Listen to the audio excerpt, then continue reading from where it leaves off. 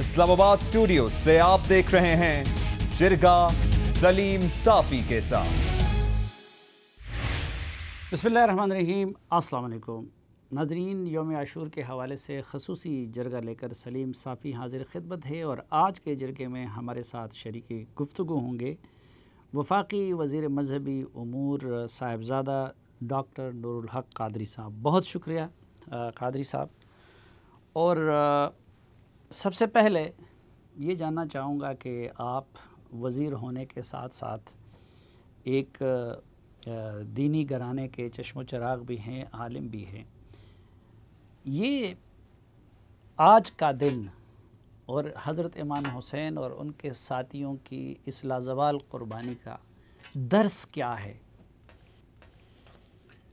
بسم اللہ الرحمن الرحیم۔ اللہم صلی وسلم وبارک علی سیدنا مولانا محمد عبدک و رسولک و نبیک و حبیبک الامی وعلی آلہ وصحبہ وبارک وسلم۔ شکریہ سلیم صافی صاحب آپ کا اور آپ کے پوری ٹیم کا۔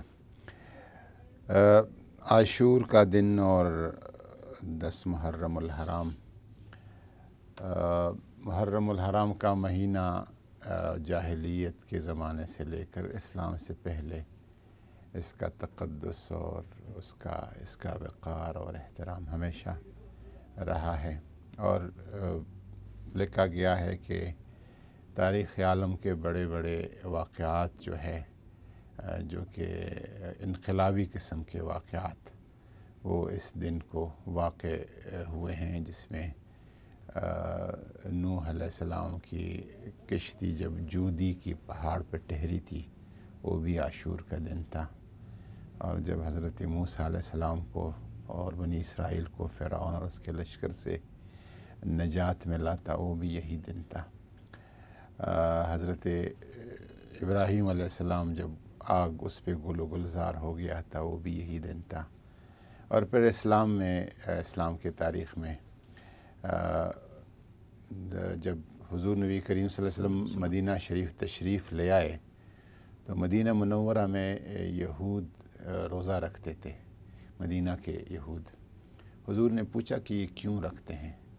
تو انہوں نے کہا کہ یہ چونکہ اس دن حضرت موسیٰ علیہ السلام کو نجات ملی تھی فرعون اور اس کے لشکر سے، تو اس شکرانے کے طور پر یہ روزہ رکھتے ہیں۔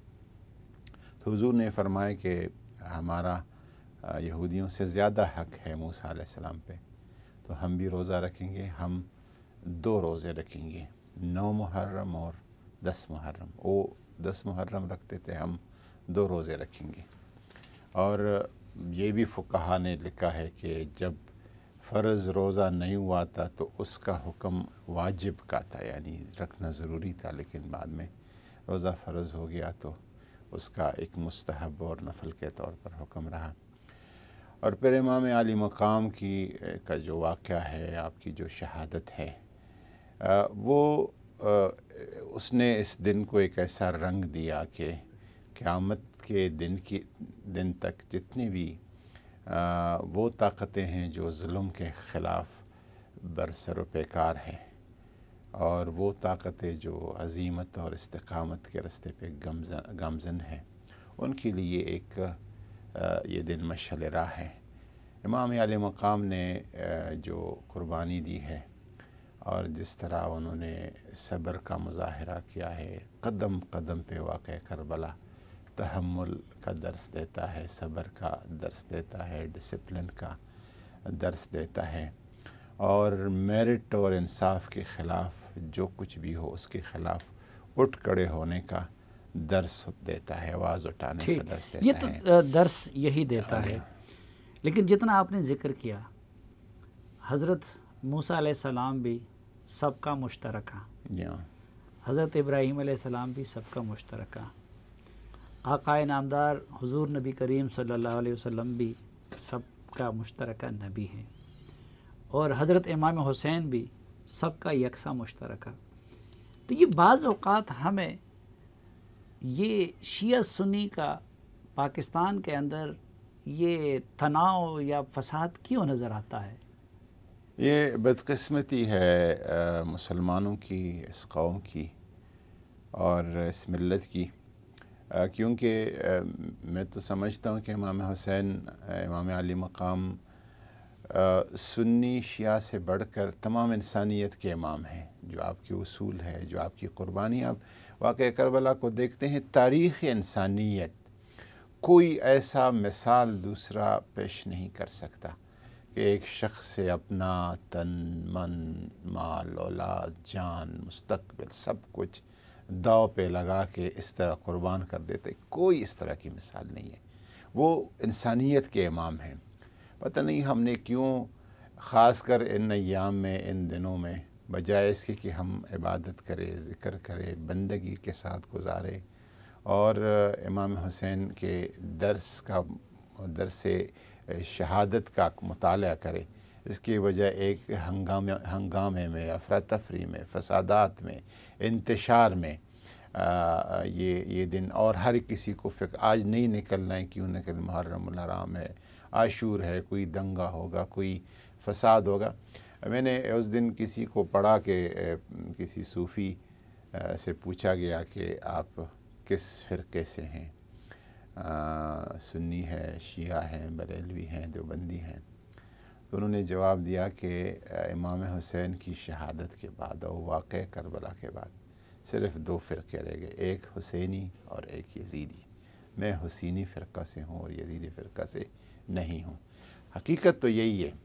لیکن میں اس دن علماء کے ساتھ بیٹھا تھا صافی صاحب، تو میں نے ان کو کہا کہ نہیں، وہ علماء کے حوالے سے جو آپ کا کردار اس بات میں، مثلا آپ اہل سنت والجماعت سے نہ صرف تعلق ہے بلکہ ایک ان کے مذہبی اور روحانی گھرانے کے سے بھی تعلق ہیں.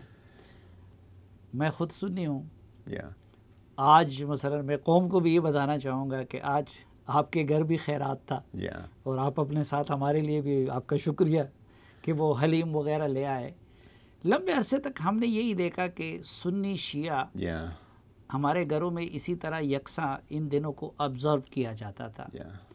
یہ درمیان میں یہ کہ جی خطرات اور گولیاں اور گھروں سے نہ نکلنا، یہ ٹینشن لانے کا اور دونوں کو ایک دوسرے کے مقابل کھڑے کرنے کا ذمہ دار کون ہے؟ ذمہ داروں کا جب آپ تعین کرتے ہیں تو یہ قصہ بہت لمبا ہو جاتا ہے. لیکن جو ایک حالیہ لہر ہے، یعنی قیام پاکستان کے بعد کی بات کروں گا، ظاہر ہے یہاں پہ انقلاب ایران اور انقلاب ایران کو بھی وہ مذہبی سے زیادہ سیاسی معرکہ تھا، اور اس کو ایک مذہبی رنگ دیا گیا، اور پھر پورا خلیج اس کے خلاف، خلیج کے عرب اس کے خلاف کھڑے ہو گئے.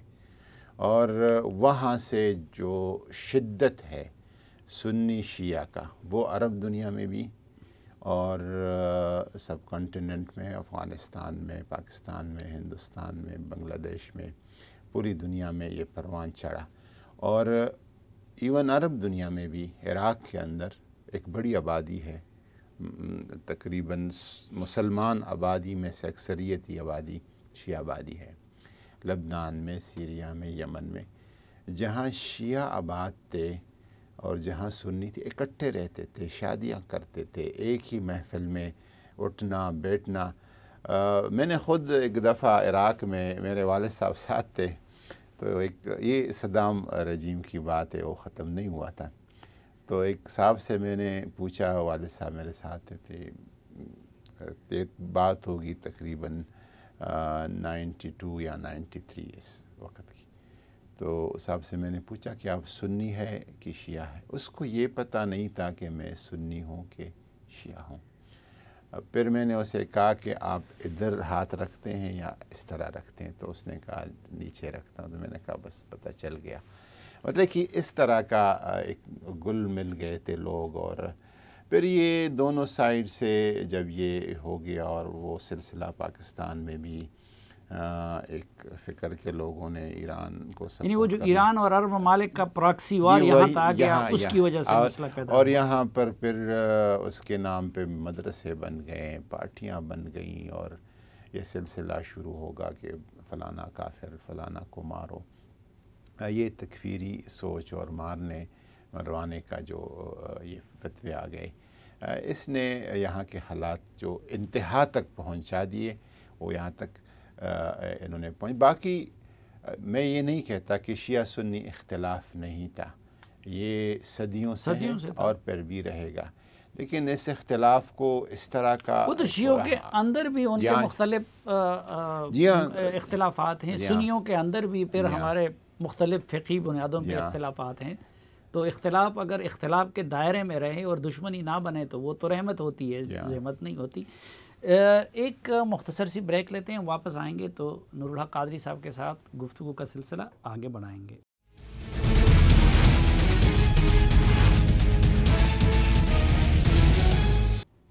ایک بار پھر خوش آمدید آپ کو جرگے میں۔ ہمارے ساتھ ہیں وفاقی وزیر مذہبی امور صاحبزادہ ڈاکٹر نور الحق قادری صاحب۔ قادری صاحب، جتنا میری ذاتی رائے ہے، معافی چاہتا ہوں، میں آپ کے لیے پی ٹی آئی کو نامناسب سمجھتا تھا، آپ جیسی مذہبی شخصیت کے لیے وہاں پہ جانا، اتنا ہی میرے خیال میں آپ اپنی شرارتوں سے باز نہیں آتے، میں اپنی بات کو مکمل کروں نا، اتنا ہی میرے خیال میں کہ آپ کو یہ وزارت دے کے اس حکومت نے مناسب فیصلہ کیا ہے، آپ سے زیادہ مناسب بندہ شاید نہیں ہو سکتا تھا، اور میں اس وزارت کے بارے میں یہ کہہ سکتا ہوں کہ بہرحال اس میں میرٹ کا پورا خیال رکھا گیا ہے۔ آپ سے توقعات بھی بڑی تھی، آپ کے اس متوازن سوچ کی وجہ سے اور مذہبی حلقوں میں اور آپ کے بڑوں کے کردار کی وجہ سے۔ یہ بتائیے کہ اس عرصے میں آپ نے اس مذہبی رواداری کو فروغ دینے کے لیے اور مذہبی ہم آہنگی کے لیے آپ نے ابھی تک کیا کیا اور آپ کی وزارت نے کیا کیا؟ دیکھیں، میں یہی جو آپ نے اختلاف سے بات شروع کی، میں اختلاف کو بالعموم بھی معاشرے کا میں حسن سمجھتا ہوں، اور خاص کر دینی امور میں اختلاف جو ہے وہ اختلاف رائے فقہ میں ہو، مسلک میں ہو، اصولوں کے بنیاد پر ہو، دلائل کے بنیاد پر ہو، مکالمہ کے بنیاد پر ہو، رحمت ہے۔ اور سب ائمہ نے ایک دوسرے سے اختلاف کیا ہے، اور تمام ائمہ نے جب اختلاف کیا ہے تو انہوں نے یہ کہا ہے کہ میرا جو کہنا ہے یہ حق کے قریب ہے، لیکن مخالف نے جو کچھ کہا ہے اس کو میں باطل نہیں سمجھتا ہوں۔ غالباً امام شافعی رحمۃ اللہ علیہ کا قول ہے کہ میں اپنی بات کو صحیح کہتا ہوں لیکن اس میں غلطی کے امکان کو تسلیم کرتا ہوں، اور دوسرے کی بات کو دلیل کی بنیاد پہ غلط لیکن اس میں صحت کے امکان ہے اس میں۔ اس طرح کے مختلف اقوال مختلف علماء سے ہیں، اور ایون امام ابو حنیفہ کے ساتھ اپنے شاگردوں نے اختلاف کیا ہے، اور اس کے بعد آنے والے لوگوں نے جو امام ابو حنیفہ اور شاگردوں کے بعد آئے، انہوں نے ان کے شاگرد کے قول کو ترجیح دی ہے استاذ کے قول پر، اور کئی دفعہ استاذ نے اپنے شاگرد کی قول کی طرف رجوع کیا ہے کہ میرا شاگرد جو کہہ رہا تھا یہ ٹھیک کہہ رہا تھا، اور اس میں میری فقہ شاید اس طرح مناسب میرا قول نہیں تھا، اس نے رجوع کر دی ہے۔ اس حد تک تو اختلافات اور یہ علماء میں ہیں اور رہیں گے اور رہنے چاہیے۔ ہماری جو وزارت میں ہم نے کوشش کی ہے پچھلے 2 سال، ایک تو میرا اپنا ایک سوچ ہے، میرا اپنا ایک فکر ہے، ایک اپنا مسلک ہے۔ اگر میں کہوں کہ میں کسی مسلک کے پیروکار نہیں ہوں تو یہ غلطی ہوگی۔ وہ ہے، میں نے سیکھا ہے اپنے ماحول سے، گرد و پیش سے، والدین سے، جدھر میں نے پڑھا ہے، جس نے پڑھایا ہے، جن کتابوں کا مطالعہ کیا ہے، وہ میرے لاشعور کے مرتبے میں مجھ پہ نقش ہے، وہ کہیں میں مجھ سے جاتے نہیں ہے، اور اس کے ساتھ میں قبر تک جاؤں گا، خواہ جو بھی ماحول ہو، کوئی مجھے مارے، قتل کرے، واجب القتل کہلائے، اس کو چھوڑنا میں نے نہیں ہے۔ لیکن اس کو کسی دوسرے پہ مسلط کرنا یہ حماقت ہے، اور یہ پھر ضد ہے، اور یہ نقصان پہنچاتا ہے۔ میں نے اپنے فرائض منصبی سمجھتے ہوئے تمام مسالک کے ساتھ، خواہ شیعہ علماء ہیں، خواہ اہل سنت ہے، اہل سنت میں بریلوی، دیوبندی، اہل حدیث، سب کے ساتھ یکساں تعلقات رکھنے کی کوشش کی ہے۔ جو ہمارے پڑوسی برادر اسلامی ممالک ہیں ان میں بھی سب کے ساتھ یکساں میں کوشش کرتا ہوں کہ ان کی دینی معاملات کے ساتھ اگر ہماری کہیں تعلقات اور وابستگی ہے تو اس کو ایک بہتر طریقے سے، مساوات کے طریقے سے اور ایک ایسے طریقے سے کہ ایک خوشگوار فضا یہاں پہ قائم ہو، اس کو رکھا جائے۔ مسلسل انگیجمنٹس ہر معاملے میں تمام مسالک کی، خواہ وہ کوئی دینی معاملہ آیا ہے، ابھی کرونا وائرس کے حوالے سے میں نے مسلسل ان کے ساتھ رمضان المبارک کے سوپیس تھے، عیدین کے تھے، ابھی محرم الحرام کے تھے، تمام مکاتب فکر، شاید پاکستان کے تاریخ میں اتنے میٹنگز اور اتنے روابط حکومتی سطح پر علماء کے ساتھ ہو گئے ہوں جو پچھلے 2 سال میں نے کی ہیں۔ کیونکہ 2 چیزیں ہیں، ایک یہ ہے کہ ایک سختی سے ملک کی پالیسی کو یا قوانین کو نافذ العمل کرنا، وہ میرا کام نہیں، میرے وزارت کا کام نہیں، وزارت داخلہ کا کام ہے، صوبائی حکومتوں کا کام ہے، لیکن کوئی پالیسی کا سمت متعین کرنا اور اس سمت میں یہ کہ تمام مسالک کے ساتھ یکساں اور برابری کا سلوک کیا جائے، یہ پالیسی ہم نے حکومت کو دے دی ہے۔ دوسرا یہ کہ اس حوالے سے کوئی متوازن قوانین اور وہ چیزیں لانا، اس میں ہم کوشاں ہیں۔ لیکن قادری صاحب، جو آپ نے ذکر کیا واجب القتل ہونے کا، کہ پاکستان میں بدقسمتی سے یہ کلچر بڑا فروغ پا گیا ہے کہ کبھی کوئی مولوی اٹھ کے دوسرے کو واجب القتل اور گمراہ اور مرتد اور کیا قرار دے دیتا ہے، کبھی کوئی دوسرا بندہ اٹھ کے اسی طرح کے فتوے صادر کر دیتا ہے۔ آپ ایک عالم اور وزیر مذہبی امور کی حیثیت سے کیا سمجھتے ہیں کہ کسی فرد کو، کسی مدرسے کو، کسی گروہ کو یہ اختیار دیا جا سکتا ہے کہ وہ ایسا کرے، اور اس طرح کا کام کرنے والے لوگوں کے خلاف ریاست متحرک کیوں نہیں ہوتی؟ بالکل، میں یعنی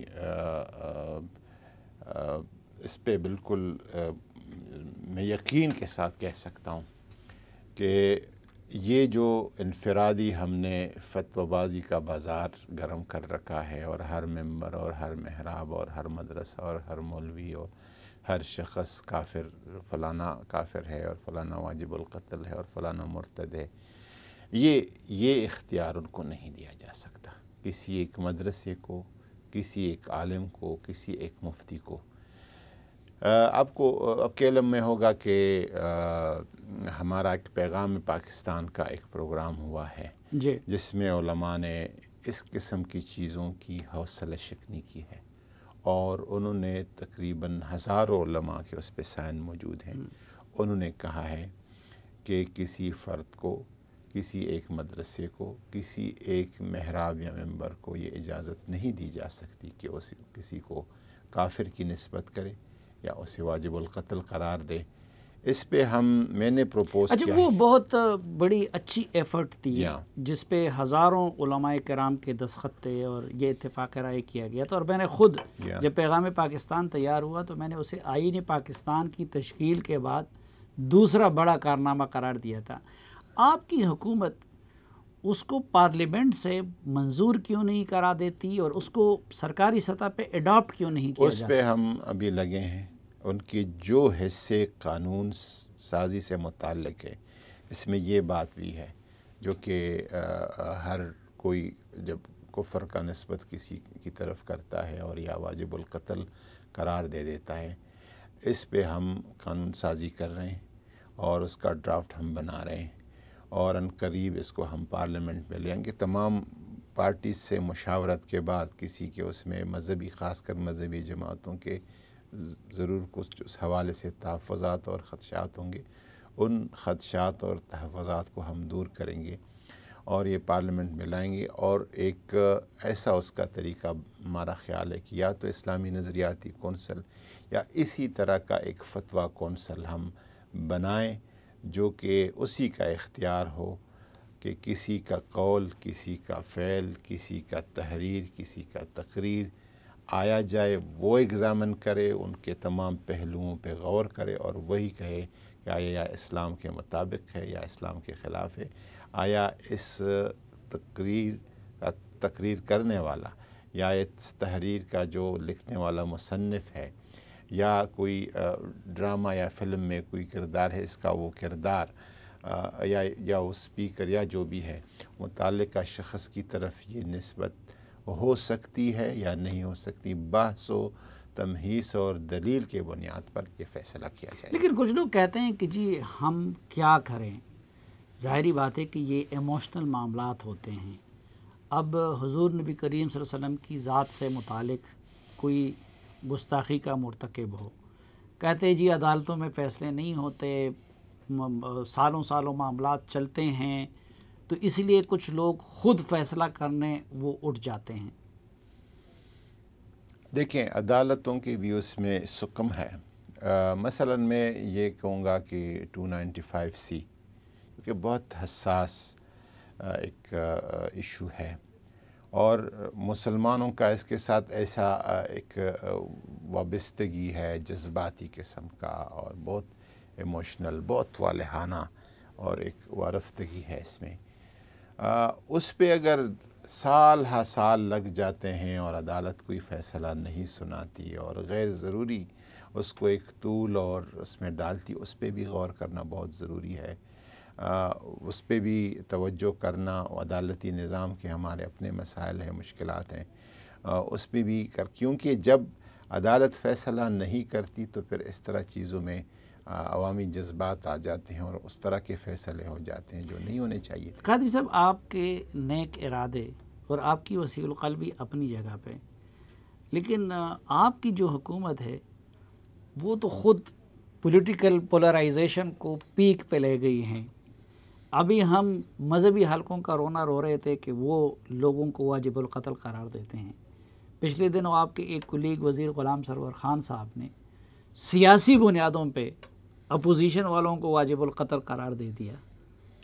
تو جس حکومت میں وفاقی وزراء واجب القتل کے فتوے دینے لگ گئے، اس سے یہ توقع کی جا سکتی ہے کہ وہ نیچے مذہبی سرکلز میں یا عوام میں اس بیماری کی اصلاح کر سکے گی؟ دیکھیں سیاسی لوگوں کے واجب القتل کہنے پہ کوئی کان نہیں دھرتا، اس کی کوئی اہمیت نہیں، وہ ایک سیاسی جملہ بازی ہوتی ہے جو ہوا میں تحلیل ہو جاتی ہے۔ لیکن آپ نہیں سمجھتے بہت غلط کیا؟ لیکن جب یہ واجب القتل کی بات ممبر سے ہوتی ہے، محراب سے ہوتی ہے، عالم دین سے ہوتی ہے، وہ پھر خطرے پیدا کر دیتی ہے، وہ بہت خطرناک ہو جاتی ہے۔ نہیں، میں یہ نہیں کہتا کہ اچھا کیا، لیکن میں کہتا ہوں کہ وہ اس حد تک خطرناک نہیں ہے۔ کوئی سیاسی رہنما کہہ دے، کوئی ایک کالم نگار کہہ دے، کوئی ٹی وی کے پروگرام، لیکن اگر عالم دین کہے اور بحیثیت عالم کہے، بحیثیت مفتی کہے، تو اس کے جو اثرات ہیں، مضر اثرات اور نقصانات تو بہت زیادہ۔ یعنی آپ سمجھتے ہیں کہ غلام سرور صاحب کا بھی نامناسب تھا؟ جی بالکل نامناسب تھا۔ واجب القتل، قتل جو ہے اس کے لیے آپ نے کوئی ثبوت، کوئی پروف، کوئی وجہ، کوئی چیز تو ہونی چاہیے اس طرح۔ جی ہاں ناظرین، ایک مختصر سی بریک، واپس آئیں اور اہم دینی موضوعات پہ جناب نور الحق قادری صاحب کے ساتھ گفتگو کا سلسلہ جاری رکھیں گے۔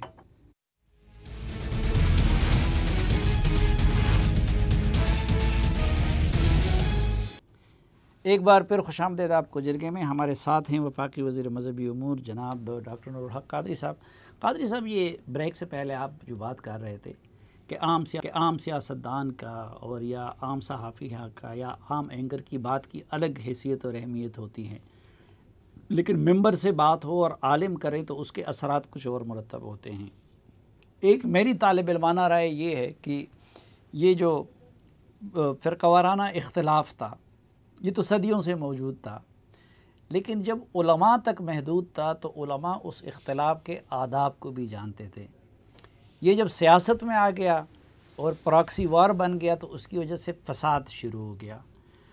اب بدقسمتی سے یہ معاملہ وہاں سے بھی زیادہ عوامی سطح پہ چلا گیا ہے سوشل میڈیا کے ذریعے، اور ہم دیکھتے ہیں کہ سوشل میڈیا میں ہر بندہ اٹھ کے مخالف فرقے کے بارے میں جو اس کے جی میں آتا ہے وہ کہہ دیتا ہے، اور کسی وقت وہ بڑے سے بڑے فساد کو بھی ٹریگر کر سکتا ہے۔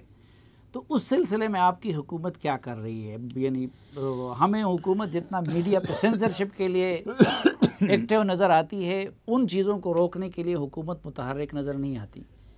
دیکھیں بالکل آپ کی رائے سے میں اتفاق کرتا ہوں کہ ایک خواص کی باتیں ہوتی ہیں، علم کی بات ہوتی ہے، دلیل کی بات ہوتی ہے، خواص کے اندر ہوتی ہیں، اور ہر بات جہاں پہ بھی کوئی مثلاً صحابہ کرام کے کوئی اختلافات ہیں، اہل بیت کرام کے کوئی واقعات ہے زمانۂ نبوت کے، زمانۂ خلافت راشدہ کے، اس کے بہت سارے پہلو ہیں، محدثین نے لکھے ہیں، تاریخ دانوں نے لکھے ہیں۔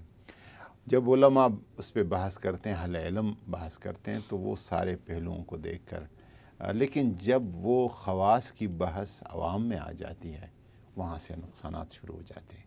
اور میں ہمیشہ اپنے جو دوست ہیں، آپ کی طرح میرے مہربان ہیں، ان کو یہی کہتا ہوں کہ اختلافی اور مسلکی چیزوں کو کم از کم نیشنل میڈیا پہ اور ٹی وی پہ اور ان پہ نہ لائے جائے۔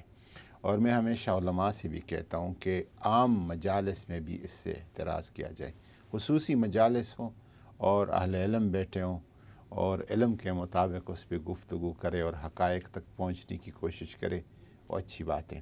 خاص کر ابھی جو سوشل میڈیا پہ، اور سوشل میڈیا میں ابھی جو کووڈ-19 کے بعد، فروری کے بعد جب لوگ گھروں میں محصور ہو گئے اور اگر کوئی دوسرا شغل مشغلہ نہیں تھا، سارا کچھ آیا سوشل میڈیا پہ، اور سوشل میڈیا میں اس دوران جو کہ اس طرح ہیٹ سپیچز ہیں اور نفرت انگیز مواد ہے، جس طرح پچھلے 4-5 مہینے میں آئے ہیں پاکستان میں، شاید پہلے بھی سوشل میڈیا پہ اس طرح نہیں آئے تھے۔ میں نے اپنے طور پر وزارت کا ایک ونگ تھا، اس کا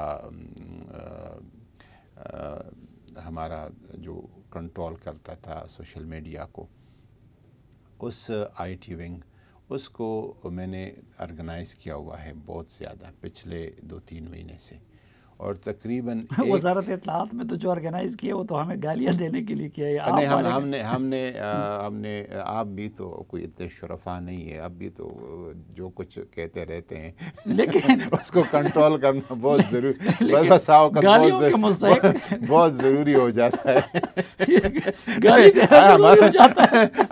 اب ہمارے اس کا حکومت کی پالیسی ہے کہ اینٹ کا جواب جو ہے پتھر سے دے دو، تو ظاہر ہے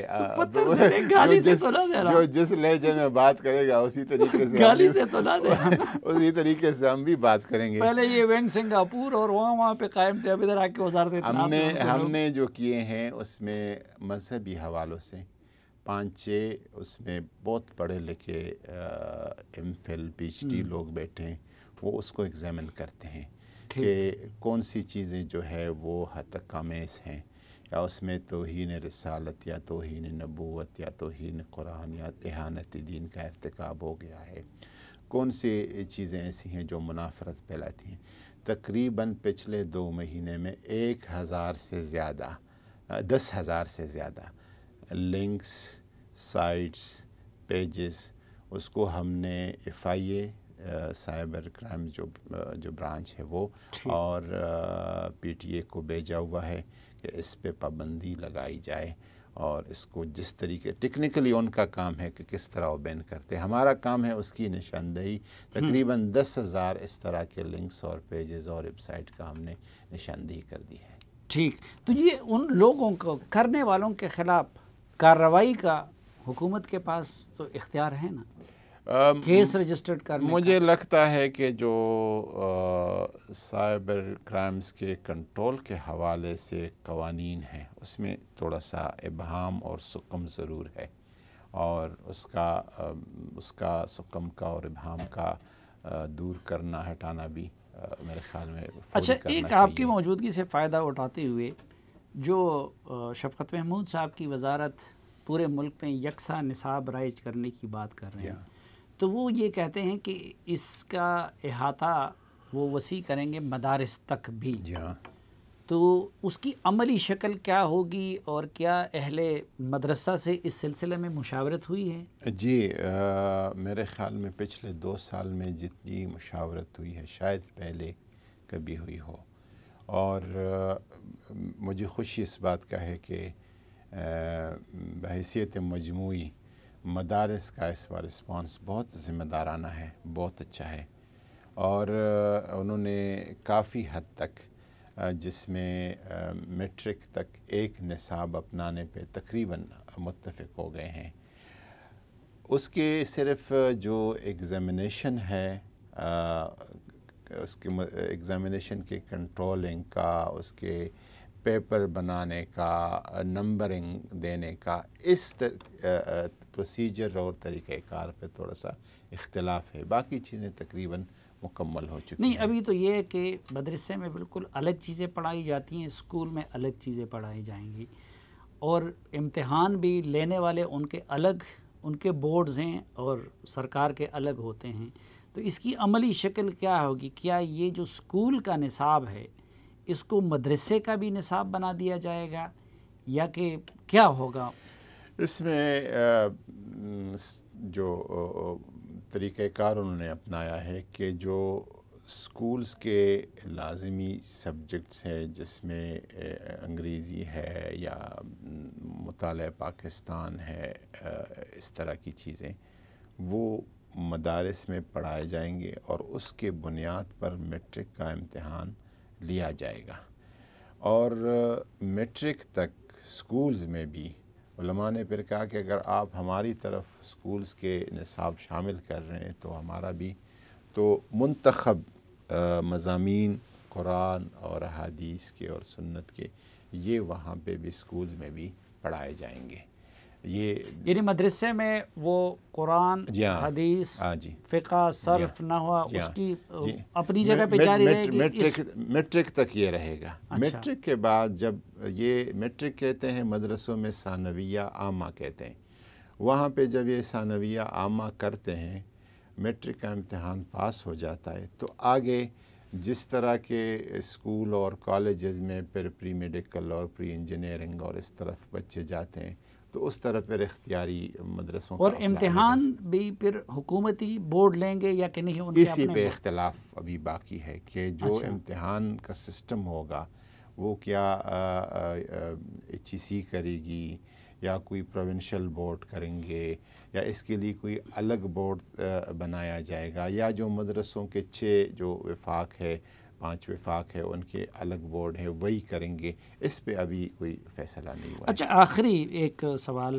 کہ ان سب کچھ کے باوجود سعودی حکام کے ساتھ آپ کے بڑے خوشگوار تعلقات بھی تھے اور پچھلے سالوں کے دوران آپ نے کوٹا بھی بڑھوا دیا اور بھی حجاج کو اور عمرے والوں کو سہولیات ان سے دلوا دی. تو ایک یہ کہ جو قریشی صاحب نے جو کچھ کیا ہے اس کی وجہ سے آپ کا تعلق بھی متاثر ہوا ہے یا کہ نہیں؟ وہ کوآپریشن اور کوآرڈینیشن حج اور عمرے کے سلسلے میں اسی طرح برقرار رہے گا؟ قریشی صاحب نے جو کچھ کہا ہے وہ اس کو اعادہ کی ضرورت نہیں، لیکن اس کے بعد اتنا کچھ ہوا ہے کہ وہ بالکل اب رائی نہیں. قریشی صاحب والی بات جو ہے وہ ختم ہو گئی ہے.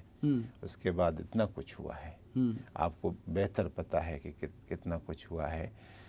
سعودی اور پاکستان کے تعلقات بالکل معمول پہ ہیں اور انشاءاللہ مزید اس میں گرم جوشی آئے گی.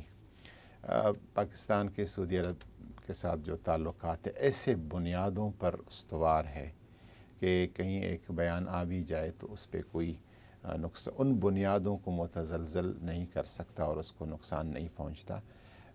ظاہر قریشی صاحب کے بیان کو سیاق و سباق سے ہٹا کر انٹرنیشنلی بہت زیادہ توجہ دلانے کی کوشش کی گئی.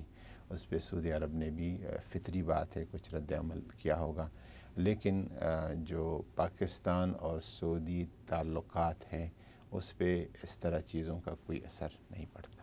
اچھا، کوئی پاسبلٹی ہے سعودی حکام سے اس پہ بات ہوئی ہے کہ عمرہ کی سعادت کب تک لوگ حاصل کر سکیں گے؟ کوئی سعودی حکومت نے انڈیکیٹ کیا ہے کہ کیونکہ اس سال بھی تو حج کے لیے بھی لوگ نہیں جا سکے کووڈ کی وجہ سے؟ وہ جو روٹین کا عمرہ ہے یا حج ہے وہ تو میرے خیال میں انہوں نے یہی ڈیسائیڈ کیا ہے کہ جب تک اس کی ویکسینیشن نہیں ہوتی، کوئی مارکیٹ میں دوائی نہیں آتی، ویکسین نہیں آتی، تو اس وقت تک جو ریگولر حج اور عمرہ ہے وہ تو ممکن نہیں ہے.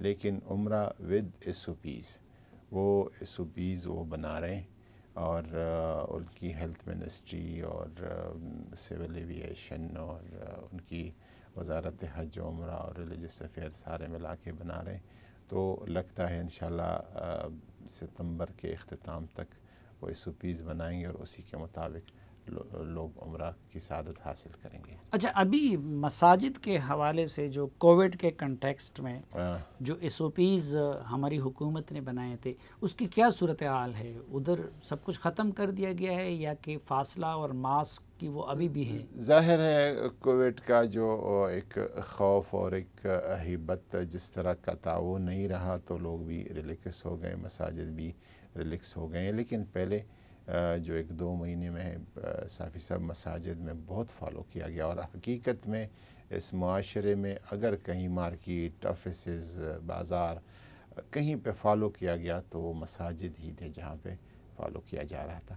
اب تھوڑا سا ریلیکس ہو گیا ہے سچویشن۔ تو محرم کے لیے کیا SOPs بنائے گئے تھے محرم کے جلوسوں کے؟ محرم کے لیے ہم نے جو علماء کرام کے ساتھ بیٹھ کے اور بہت تفصیلی ہم نے اس پہ کام کیا تھا، تو 20 نکاتی SOPs تھے، جس میں سے 13 نکات جو تھے وہ مجالس کے حوالے سے تھے، کیونکہ خطرناک ڈاکٹرز کے مطابق جب ہم نے ڈاکٹر سے اس پہ بات کی تو ان کے خیال میں جلوس میں اتنا خطرہ نہیں ہے۔ جلوس اوپن بازاروں میں یا بڑے شاہراہوں پہ ہوتے ہیں تو اور اس کی ٹائمنگ بھی بڑی محدود ہوتی ہے، لوگ متحرک ہوتے ہیں کھلی فضا میں، لیکن سب سے زیادہ جو خطرہ اس کا ہوتا ہے مجالس میں ہوتا ہے۔